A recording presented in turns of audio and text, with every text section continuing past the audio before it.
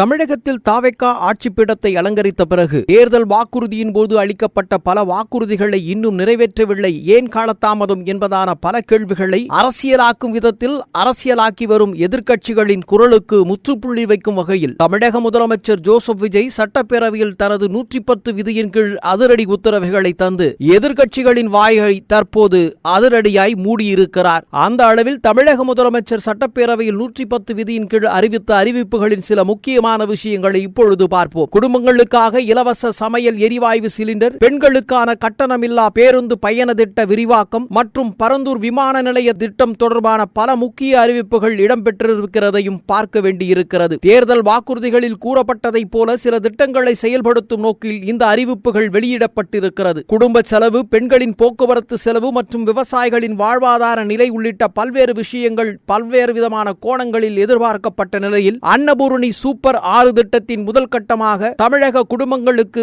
ஆண்டுக்கு 3 விலையில்லா சமையல் எரிவாயு சிலிண்டர்கள் வழங்கப்படும் என அறிவிப்பை அறிவித்து எதிர்க்கட்சிகளின் வாயை அதிரடியாய் மூடியிருக்கிறார் தமிழக முதலமைச்சர் ஜோசப் விஜய். இந்த திட்டம் வரும் பொங்கல் பண்டிகை முதல் செயல்பாட்டுக்கு வரும் என அறிவிக்கப்பட்டிருப்பதால் 3 சிலிண்டர்களுக்கான தொகை பயனாளிகளின் வங்கிக் கணக்கில் செலுத்தப்படும் என்பதான அதிரடி அறிவிப்பையும் தந்து மகளிர்களை மகிழ்ச்சிக்குள்ளாக்கி இருக்கிறார் தமிழக முதலமைச்சர் ஜோசப் விஜய். இதற்காக தமிழக அரசு ஆண்டு ஒன்றுக்கு ஏறக்குறைய 4000 கோடி ரூபாய் ஒதுக்கீடு செய்ய உள்ளதாகவும் அறிவிக்கப்பட்டிருக்கிறது. சமையல் விலை உயர்வால் குடும்பங்களின் மாத செலவு அதிகரித்து வரும் நிலையில் இந்த திட்டம் இல்லத்தரசிகளுக்கு ஓரளவு மூச்சுவிடும் அளவுக்கு நிவாரணம் அளிக்கும் என்பதாகவும் எதிர்பார்க்கப்படுகிறது. எப்பொழுது தருவீர்கள் என ஏக்க குரலில் கேட்டுக் கொண்டிருந்த வாக்காளர்களுக்கு அள்ளி தந்திருக்கிறார் அன்னபூரணியின் திட்டத்தின் மூலமாக முதலமைச்சர் ஜோசப் விஜய். இந்த திட்டத்தில் பயனாளிகளை தேர்வு செய்வதற்கான சில தகுதிகளையும் அறிவிக்கப்பட்டிருக்கிறது. ஆண்டுக்கு சுமார் 2.5 லட்சம் மிகாமல் வருமானம் குறைவுள்ள குடும்பங்களுக்கு மட்டுமே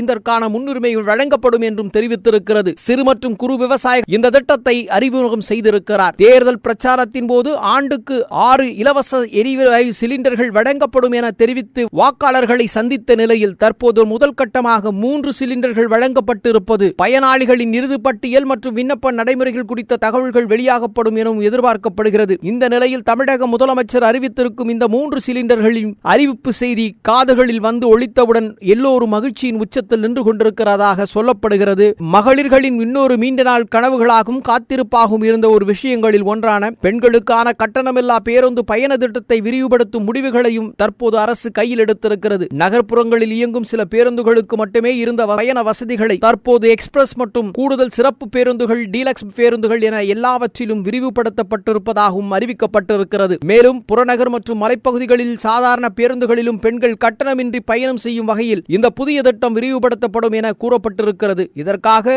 ஆண்டு ஒன்றுக்கு சுமார் 6000 கோடி ரூபாய் செலவாகும் என்றும் தமிழக அரசு தனது அறிவிப்பின் மூலம் தெரிவித்திருக்கிறது. தகுதியான பெண்களுடன் திருநங்கையர்களும் இந்த பயண வசதியை பெற்றுக் கொள்வார்கள் என அறிவிக்கப்பட்டிருக்கிறது. தமிழக முதலமைச்சர் அறிவித்திருந்த பல வாக்குறுதிகளின் சிலவற்றை உடனடியாக நிறைவேற்றியிருக்கிறார் என்பதான மகிழ்ச்சி தாவேகா தொண்டர்கள் மத்தியில் எதிரொலித்து வரும் நிலையிலும் தன்னை நம்பி வாக்களித்த மக்களுக்கு சொன்ன வார்த்தைகளை மாறப்போவதில்லை, சற்று காலதாமதங்கள் ஏற்பட்டாலும் கூட மக்களுக்கான தன் கடமை பணிகளில் இருந்து ஒருபோதும் பின்வாங்க மாட்டோம் என்பதாக வெறும் மேடைகளில் மட்டுமல்ல தனது செயல் வடிவங்களிலும் செய்து காட்டியிருக்கிறார் தமிழக முதலமைச்சர் என தாவேகாவின் பல முகங்கள் தற்போதே பாராட்டுகளை குவிக்க துவங்கி இருக்கிறது. தேர்தல் நேரத்தில் சொல்லப்பட்ட வாக்குறுதிகளை இன்னும் நிறைவேற்றாமல் ஏன் காலம் தாழ்த்துகிறீர்கள் என்பதான கேள்விக்கணைகளை சட்டப்பேரவையில் மட்டுமல்ல மக்கள் மன்றத்திலும் எடுத்து வைத்திருந்த எதிர்க்கட்சிகளின் குரலுக்கு தற்போது முற்றுப்புள்ளி வைக்கும் வகையில் இந்த முதல்கட்ட அறிவிப்புகளை அறிவித்தின் வாயிலாக தாவேகா அரசின் முதலமைச்சர் மக்கள் மனங்களிலும் இதயங்களிலும் தற்போது மீண்டும் இடம் பிடிப்பதற்கான வேலைகளை அரசின் கஜானாவில் போதிய நிதி வசதிகள் இல்லாத நிலையிலும் கூட